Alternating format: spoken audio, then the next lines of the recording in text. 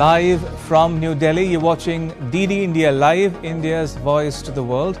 I'm Ramesh Ramachandran, coming up in the next 30 minutes.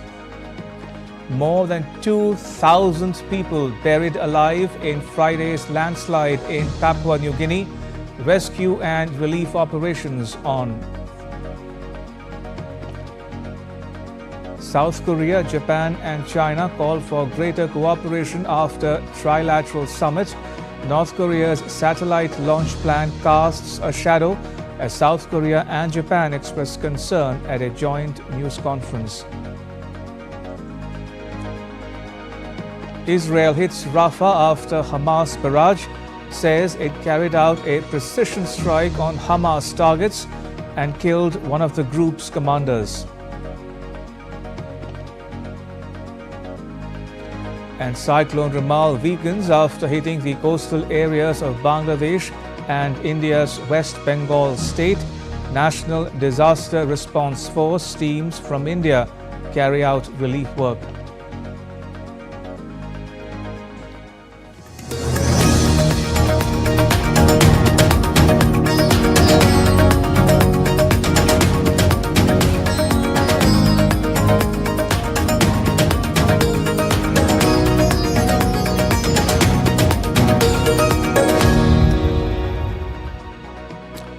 A once bustling remote hillside village was almost wiped out when a chunk of Mount Mungalo collapsed after a landslide in Papua New Guinea on Friday.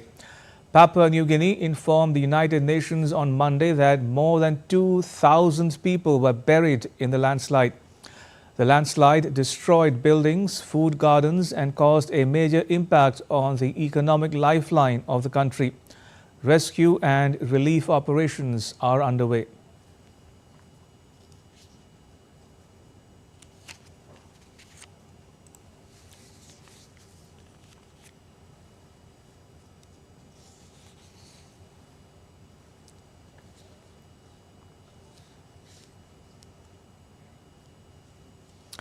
And joining me from Hong Kong is my colleague Laura Westbrook to talk more about the Papua New Guinea landslide. Laura, what more can you tell us about the tragedy that's hit Papua New Guinea?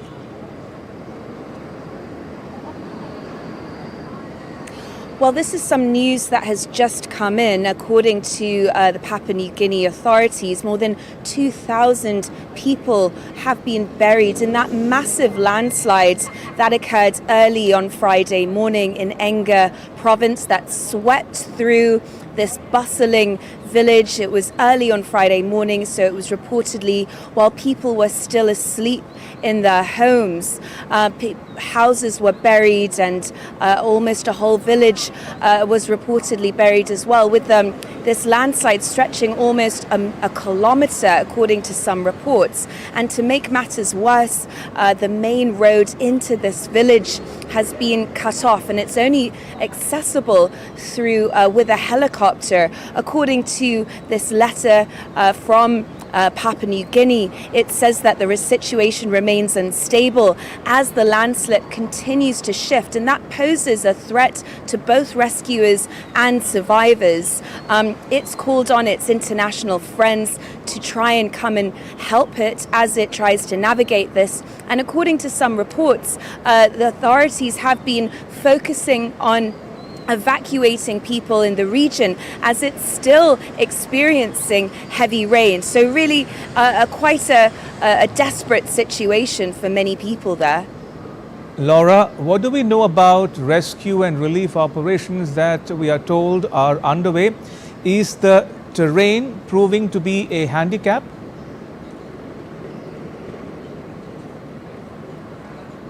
Yes, it really is. The Papua New Guinea has dispatched its defence teams and they're trying to lead these emergency efforts. But really, getting to this remote village, which is in the Enga province, is proving very difficult. And so in the meantime, according to reports, people have been reportedly digging through debris, which is as deep as 8 meters deep, to try and get to people who are buried. They're using sticks, they're even using their bare hands as they wait for this heavy equipment to arrive. But really, it's very difficult to try and clear the way because that road is blocked. According to reports, over 1,200 people have been displaced. More than 150 homes have been buried, as well as 250 homes have been abandoned. So as people in the area wait for the emergency crew and teams to mobilize, in the meantime, they're just doing the best they can, digging through the rubble which contains trees and large boulders, trying to get to people buried. Laura, thank you. Laura Westbrook in Hong Kong. And in some more news from the Indo-Pacific, South Korea, Japan and China pledged cooperation at their trilateral meeting in Seoul in a bid to revitalize trade and stabilize supply chains. A joint statement announced after the summit said that the three-way partnership had become a more pressing task after experiencing slowing economies in each country. South Korea, China and Japan leaders agreed to cooperate on reinvigorating economies and trade, stabilizing supply chains, green transition, aging society and medical industry. More than 200 participants from business and trade groups gathered in Seoul on the sidelines of the trilateral summit. The three Asian nations together represent 25% of the global gross domestic product, and they are closely linked to one another economically and culturally. China is the biggest trading partner for both South Korea and Japan. In a joint statement, South Korean President Yoon Suk-yeol, Japan's Prime Minister Kishida Fumio and China's Premier Li Qiang also announced that there should be political solution to the Korean Peninsula issue and that all parties must maintain restraint. Speaking at a joint news conference after the talks in Seoul, Yoon called for a strong international response to an expected spy satellite launch by North Korea. And for his part, Kishida demanded Pyongyang halt the plan. Monday's summit came a day after the three leaders met separately for bilateral talks with each other.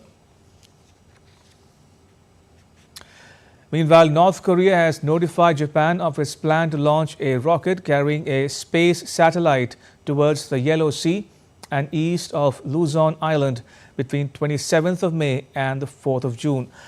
The Japan Coast Guard said on Monday that the notice came ahead of the trilateral summit among the leaders of Japan, South Korea and China in Seoul.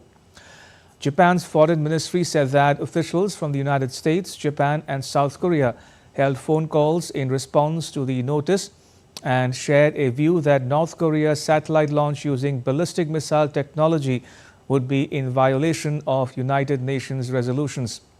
Japan's Chief Cabinet Secretary Yoshimasa Hayashi, the top government spokesperson, said Tokyo had demanded via diplomatic channels in Beijing that North Korea cancel its planned satellite rocket launch. To West Asia now, where Israel's fighter jets struck targets in southern Gaza on Sunday. They took out Hamas's chief of staff for the West Bank and another official who was behind the 7th October attacks in Israel. Israel's military said its air force struck a Hamas compound in Rafah and that the strike was carried out with precise ammunition and on the basis of precise intelligence. There were reports of a fire after the strike on an area designated for the displaced Palestinians, which resulted in 35 casualties. Israel said it is aware of reports that as a result of the strike and the subsequent fire, several civilians were harmed. It says that the incident was under review. Meanwhile, fighting continued at Jabalia in northern Gaza, which was the scene of an intense combat earlier on in the war. During one such raid, the Israeli military said it found a weapons storage site with dozens of rocket parts at a school.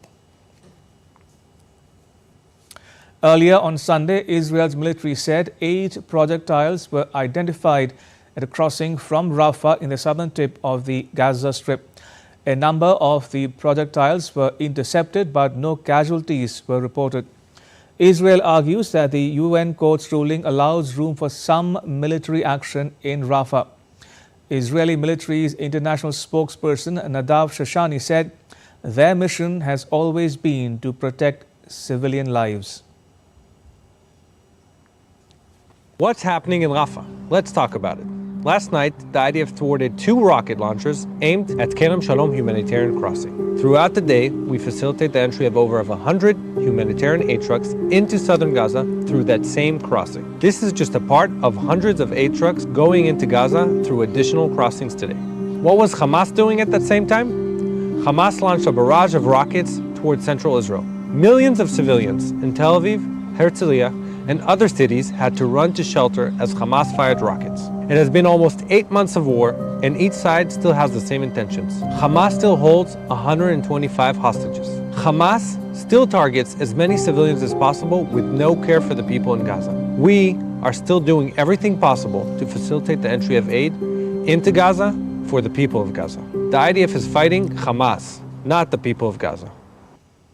Lithuania's President Gitanas Nausėda claimed victory in a runoff of the country's presidential election on Sunday.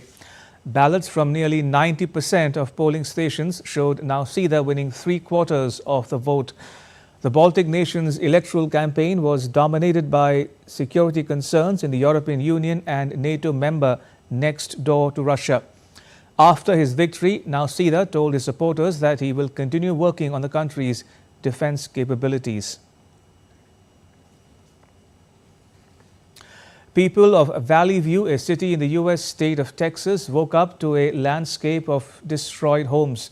At least 15 people were killed in the state when a tornado struck the north-central part of the state. A tornado crossed into Denton County, northwest of Dallas, on Saturday night local time that damaged homes and other property. A growing number of voters in the United Kingdom say climate change and environment are important issues facing the country. With a parliamentary election scheduled for the 4th of July, political parties have been keen to emphasize their green credentials. But some critics argue that the UK is falling behind when it comes to a bold environmental policy. Issues such as healthcare and cost of living are deemed by many to be more important, which means that green policies are being squeezed out. John Beaver has more. 5 of the 10 hottest summers on record in the UK have been in the last 20 years. Climate change is impacting the lives of those in the UK, but there's frustration that not enough is being done by successive governments. Climate campaigners have recently won court cases against the government to force them to implement more ambitious policies to cut carbon emissions. We know that it's a very visible way for climate campaigners to put legal pressure on the government to increase the ambitiousness of its policies, and extremely broadly over time we can say that the British government has become more ambitious, particularly in terms of promoting renewable energy production here in the UK. Domestic energy production is also tied to energy security and not being as vulnerable to price shocks caused by international events like the Russian invasion of Ukraine. But wider environmental policies have grown in importance. The 1979 Conservative Manifesto, when Margaret Thatcher came to power, was almost 9,000 words long. The word environment was only used 5 times. Much has changed in the last 4 decades, and now well thought out green policies make up a key part of any modern day manifesto.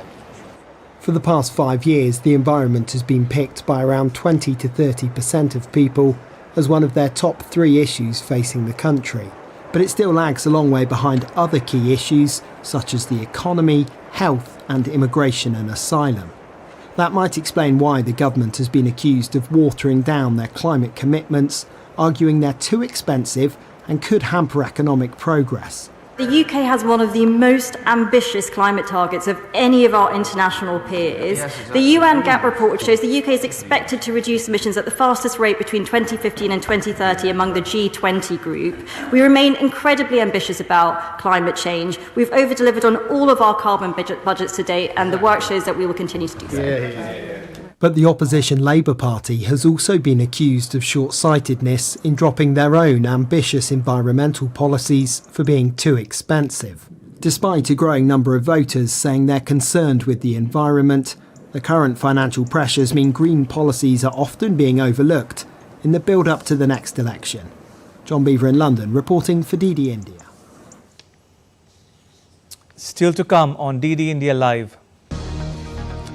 In Delhi fire incident, the owner and a doctor of a child care unit are arrested.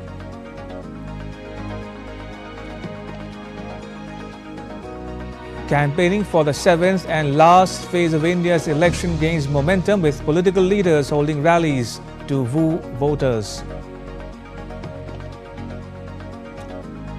And India's domestic stock market indices, the Sensex and Nifty, open at record highs.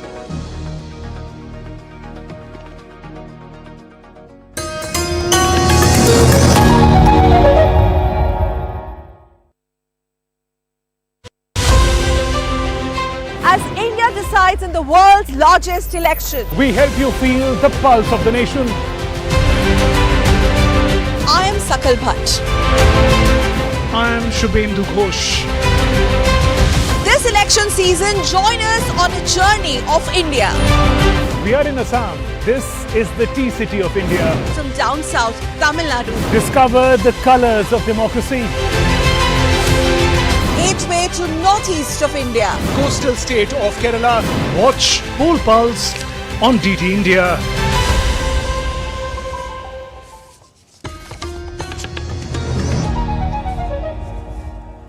You're watching DD India Live. I'm Ramesh Ramachandran.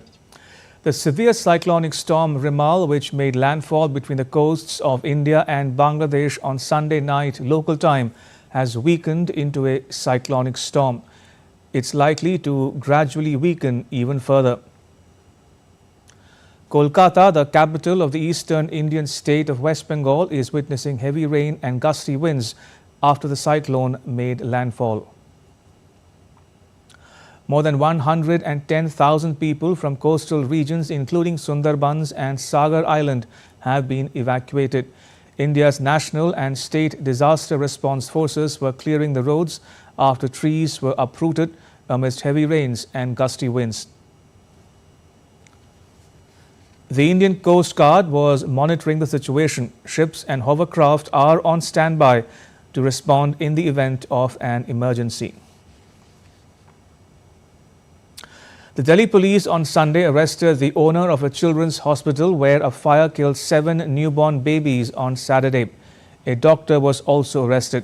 The police said that the license of the hospital had expired and that there was no emergency exit on the premises. A police investigation revealed that some of the doctors were not qualified to treat newborn in need of neonatal intensive care. The investigation mentioned a short circuit as the probable cause of fire. Prime Minister Narendra Modi announced an ex gratia of $2,400 from the Prime Minister's National Relief Fund for the next of kin of each of the deceased.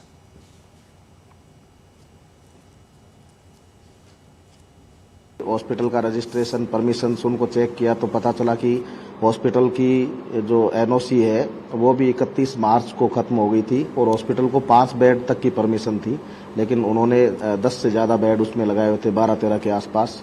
इसके अलावा उनके other violation भी थे कि उनका fire exit का system नहीं था, फायर एक्सटिंग्विशर भी उसमें नहीं थे।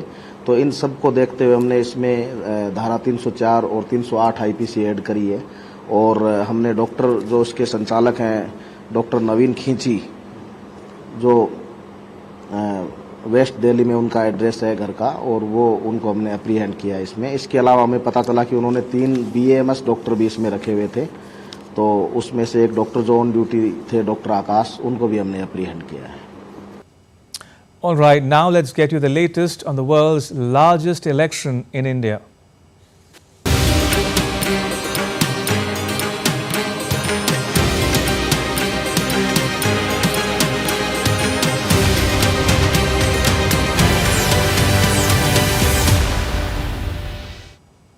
"57 constituencies across 8 states and union territories will go to the polls on the 1st of June in the 7th and last phase of India's parliamentary election.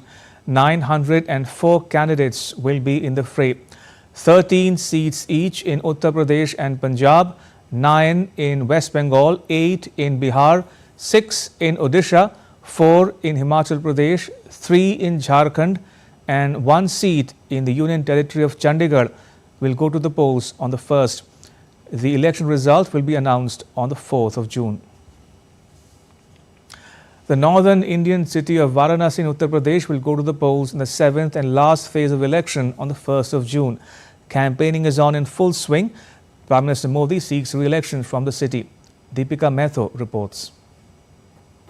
As we enter the last and the 7th phase of Lok Sabha election 2024, Team DD India has now reached beautiful Varanasi. The fight here is between Prime Minister Narendra Modi and Congress candidate Ajay Rai. Now, how the fight is going to shape up, how they are promising to woo the voters, and what are the kind of rallies that are taking place across the streets of Varanasi, we'll get you all the latest from Ground Zero.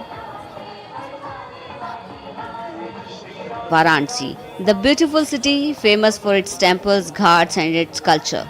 Ever since 2014, the political quotient of the seat has also taken a giant leap when PM Narendra Modi decided to contest for the lower house from this seat. From here, it will go to polls in the last phase on 1st of June. It seems like a fitting finale to the high decibel, no-holds-barred election campaigning witnessed in Uttar Pradesh so far. PM is eyeing a record 3rd straight term in office and 3rd consecutive win from Varanasi. The Congress is, however, claiming otherwise. This time, Congress is going to win the Lok Sabha election from Varanasi.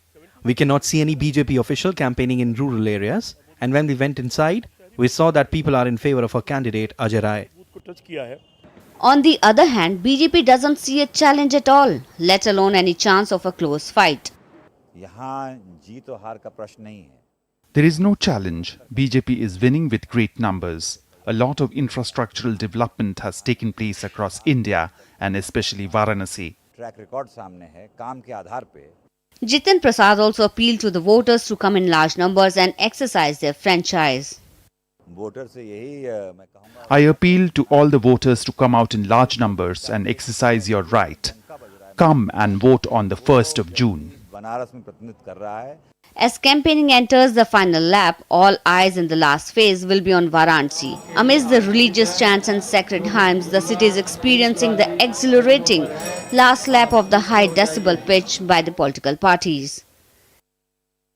So now you know how the political fight is shaping here in Varanasi amid a heated political battle and other rallies which are currently taking on, and they will continue until the silent period gets activated. Well, we'll keep you updated from the streets of Varanasi of how the political battle is shaping up and what the voters have to say about it. The final results will only come out on the 4th of June. But before that, keep watching DD India for all latest. With camera person Sanjeev, this is Deepika reporting from Varanasi.